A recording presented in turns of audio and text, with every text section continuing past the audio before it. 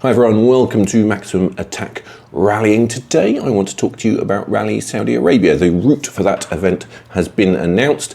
Some pretty significant things going on there that we need to talk about. I wouldn't usually do rally route videos, but it is kind of my de facto home event, I suppose, and they have very much broken the mold in terms of schedule. But we will get onto that because while we're talking about schedules, the 2026 calendar has been revealed, so we're going to have a little diversion into next year because there are also some pretty significant changes there.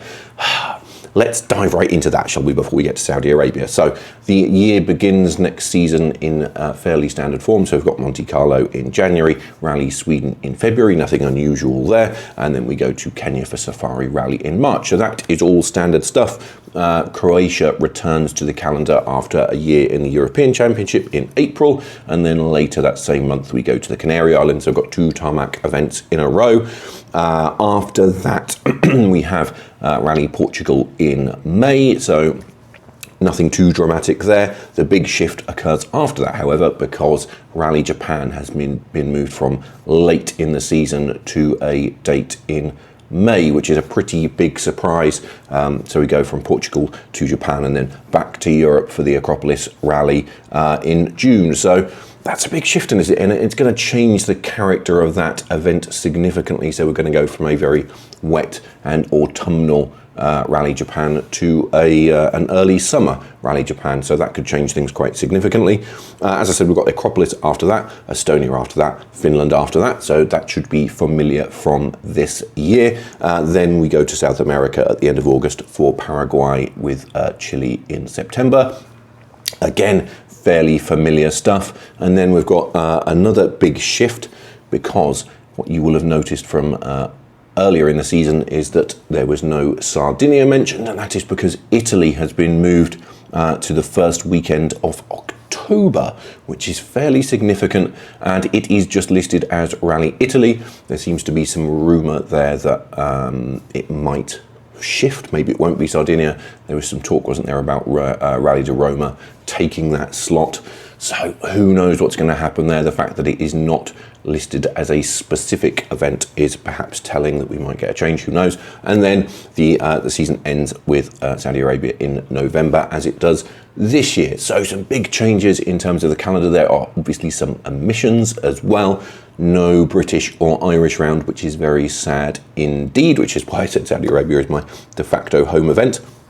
Also no USA, which is a real shame. There's been lots of talk, hasn't there, about going to the States, but that is yet to happen. And I think that is a problem, because if we want significant growth in the WRC, for me, America is the place that we're going to get it. So the sooner that they can get a proper event up and running over there, the better. So we will have to wait and see what happens there. Perhaps it will come in 2027. So that is the calendar. I'm going to move on though and now talk about Saudi Arabia, because they too have had a big shake-up of the schedule. So as I said, I would not usually do a video about a rally revealing its route, but there is a significant change in running for the first iteration, shall we say, of Rally Saudi Arabia, which is coming up in November, and they seem to have decided to throw the schedule out of the window. So rather than the usual Friday, Saturday, Sunday running, they will be running on Thursday, Friday, Saturday. So everything has been shifted forward by a day. That means the event will kick off on Wednesday. There's a super special on Wednesday, and then we've got the bulk of the mileage on Thursday and Friday, and then Saturday will make up the shorter day that would usually be a Sunday. The exact reason for this does not seem to have been shared at this stage. Maybe we will get some more information about that in the coming weeks. I suspect, if I had to guess, that it is just a result of the weekend being slightly different here. So if you're not familiar, the weekend in Saudi Arabia is Friday and Saturday rather than Saturday and Sunday. So maybe they've just made that shift so that the final stages are effectively on a weekend here. Just to bring it in line. I'm sure some of you will have an opinion about that change. For me, I think I have slightly mixed feelings about it, to be honest. I think it's good in a way, because I think events should reflect the local character and culture of a particular country. So I get why they've done that. You know, I think we should try and avoid kind of identikit events that are just generic and follow the same pattern everywhere. So I think it's good, you know, that they're accounting for that local culture. I suppose the drawback is perhaps, of course, that it means that 2 full days of running are going to be on weekdays for everyone else. So Friday is obviously a working day, and so is Thursday, of course. So for people outside of Saudi, you know, the bulk of the rally is going to be run on weekdays. So I can see why that might trouble some people, and could it impact the viewing figures online? I don't know. It's going to be interesting to see what happens there, isn't it? So if you have thoughts on that, let me know below. But that is a big shift, isn't it? Running the rally effectively 24 hours ahead of the normal event schedule. So it's interesting to see that they have done that. But let's talk about the route itself. So as I said, the action kicks off on Wednesday with a super special. That's 5.22 kilometers. The Jameel Motorsport Super Special it is called. It's just after 8 o'clock on Wednesday, so it's in the evening, which is no great surprise given the climate here. It is going to be held on the Corniche area of Jeddah, which is the seafront if you're not familiar. So that will be short, snappy and full of spectator access, I suspect, not too far from the F1 circuit. So it's going to be interesting to see how that works out. But they are pretty good at putting on spectator events here, so hopefully they will do a good job of that. Then we should get into the stages proper. So earlier this year, I made a video preview of the Middle East Rally Championship round. Do go and have a look at that. I'll put a link in the description because it will give you a little bit of a sneak peek at this event. There is some footage of the terrain, so you might want to see that. I'll try and put a little bit in here where possible. I think Toyota will probably be glad because they sent Juho Hananen over here to do that rally in a rally to Yaris. So he has scoped out the terrain a little bit and will have no doubt fed that back to the team. That is not going to help anyone on Thursday. However, the first full day is running a little bit north of Jeddah on the west coast here. So it's near a city called Kaulis, I think it's called. So that's a traditional rest stop for pilgrims moving between Medina and Mecca, in case you're interested in a little bit of culture. But that area was not used for the Middle East Rally Championship round, so it's a little bit different. So we've got 7 stages, 106, 107 kilometres. 2 loops of 3, so we've got Al Fazaliyah, which is 19.36 kilometres, that's up first. Then you've got the Moon stage, it's called after that, which is just over 20 kilometres. And then you've got the Kulais stage ending the loop in the morning, which is 11.33 kilometres.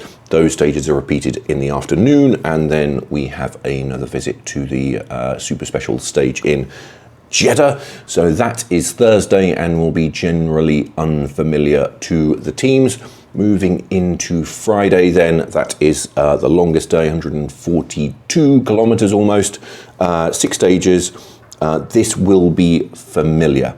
This will be familiar to the team. So I say that it will be familiar to Toyota, it won't be familiar to anyone else because they didn't send any crews over for the Middle East Championship event, but Toyota will have a little bit of knowledge of these roads.